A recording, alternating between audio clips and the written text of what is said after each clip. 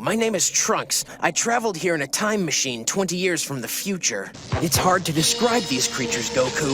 It's mind-boggling how strong they are. Living on Earth in my time is like living in a nightmare.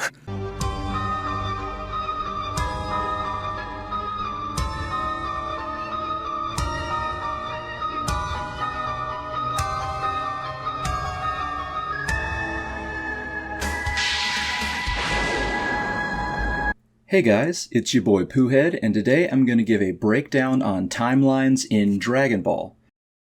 Now, this is just going to be a basics video because you can really make pages and pages of talking points on different timelines, because timelines are just like that. But I just want to make a video that makes it very, very down to earth and basic so you can understand all of it, and then later on if you want to delve into it more, you can delve into it more. And as a special treat, I'll even give a small explanation on the super timelines, since, as friend of the channel Clearin pointed out to me, Toyotaro was nice enough to make a small chart for us, so it'd be easy to cover.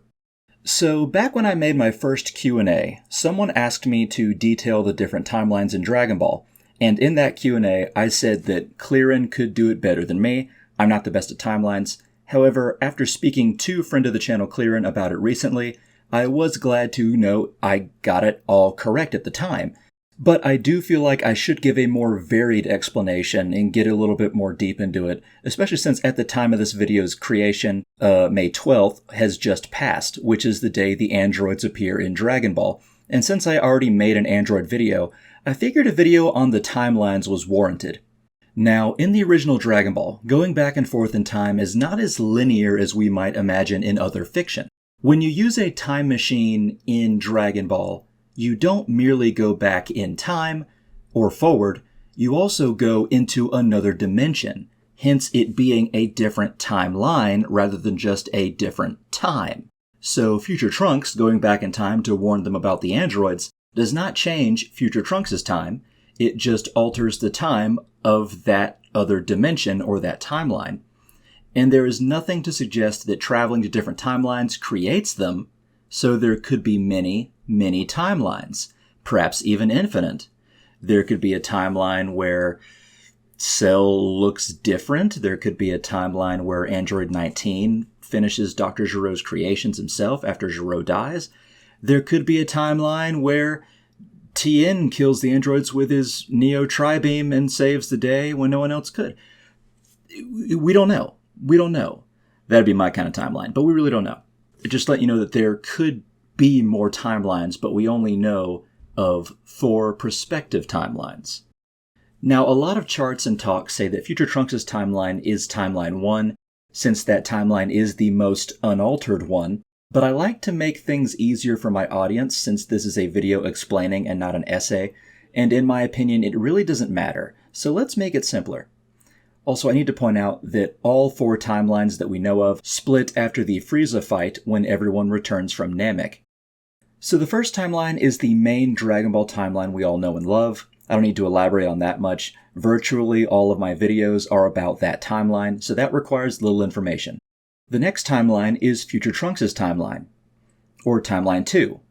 In this timeline, and unlike the main timeline, there is only one Trunks and only one Cell. Goku arrives on Earth, likely using his instant transmission, before Frieza and King Cold could go on a rampage after the Frieza fight, and he kills them. A bit over 2 years later, Goku succumbs to a radical heart virus and dies.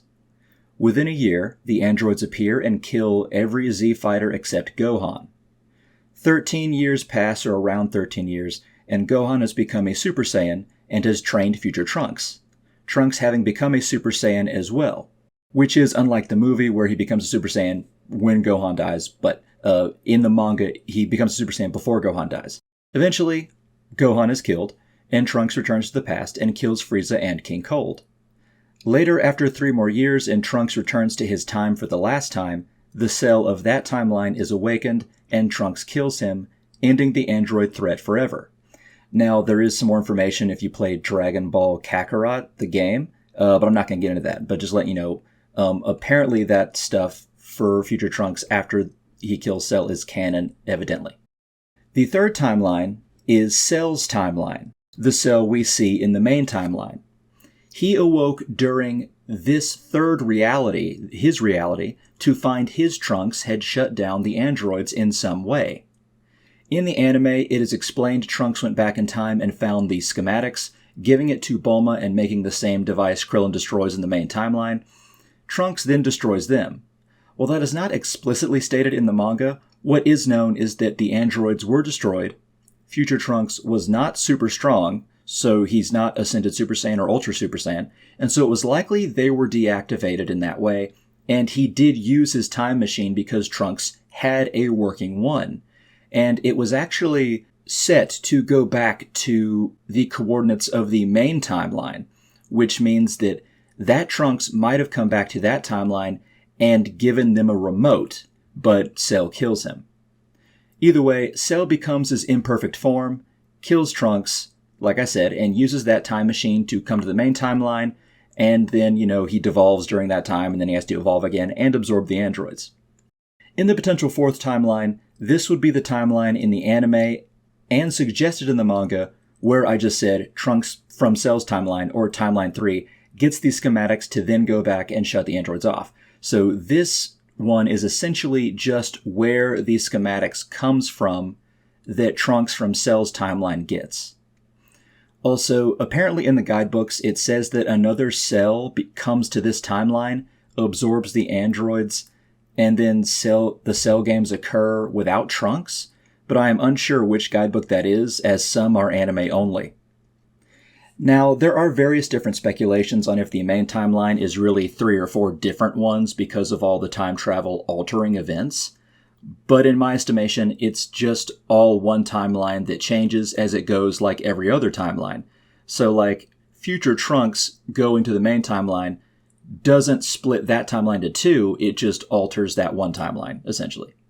So really, we have just 2 other timelines we need to speak about being a part of Super. Okay, so now we're talking about Dragon Ball Super.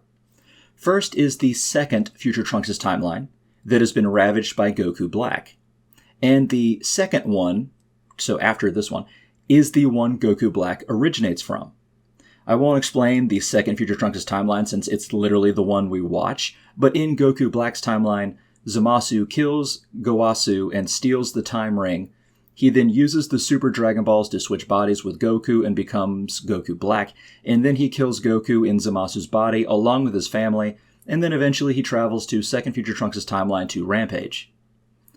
Now, as I said, other guides and guidebooks will have a bit more speculation and will infer various things, but this is a super simple guide to know them all before you really start digging into the weeds of it all. So, to reiterate, we have the main timeline, then Timeline 2 is Future Trunks', then 3 is Cell's original timeline, then 4 is the timeline Cell's Trunks uses to get the blueprints for the androids. Then 5 is blue-haired Future Trunks' timeline we see in Super, and then 6 is the Goku Black's original timeline. Okay, alright guys, hope you enjoyed the video and found it easy to follow, hopefully. Please remember to like, share, and subscribe, and click the bell icon, please. I now have Yu Yu Hakusho and Inuyasha videos out. Please check them out if you'd like to. Also, I'm going to put a link below on a relatively new Star Wars video I made on how you can tell who would win a lightsaber duel from my other channel. And all my other links are below. Patreon if you'd like to join. Thank you so much to my patrons. Also, all my social media and Twitch is down there. And I just want to thank you guys so much. Oh yeah, and always remember,